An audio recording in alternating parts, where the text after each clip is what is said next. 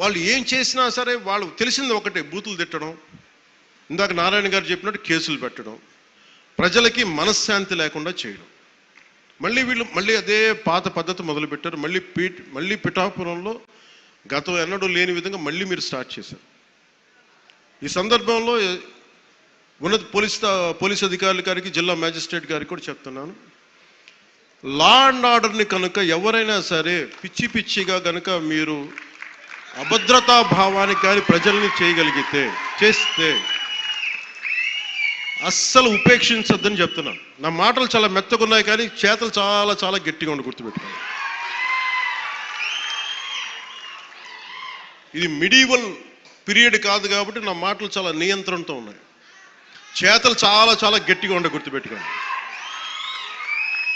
ఎందుకని మీరు రాజకీయ పరంగా ఏదైనా చేద్దామంటే సంతోషం, అది మీరు ఒక విమర్శ చేయండి, ఇక్కడ అభివృద్ధి బాగలేదు, ఇంకోటి బాగలేదు. కానీ మీరు కులాల మధ్య, మతాల మధ్య గొడవ పెట్టేద్దాం అనుకుంటే వాటిని మెటుకు నేను వ్యక్తిగతంగా చాలా పర్సనల్గా తీసుకుంటాను. ఎందుకంటే I believe firmly in the foundations of our constitution. నేను రూల్లే మాట్లాడతా, రూల్నే అప్లై చేస్తా. అది దయచేసి ఉన్నతాధికారులందరూ, అది మీరు కలెక్టర్ గారు కావచ్చు, ఎస్పీ గారు కావచ్చు, మీరు ప్లీజ్ అది మీరు చాలా ఫర్మ్గా అప్లై చేయండి. అది నేను స్వయాన ముఖ్యమంత్రి గారే మేము తప్పు చేసినా మాకు కూడా అప్లై చేయండి అని మేము శాసనసభలో చెప్పి we are bounded by that word. అందుకని ఎవ్వరు కూడా వ్యవస్థకు అతీతులు కాదు, నాతో సహా.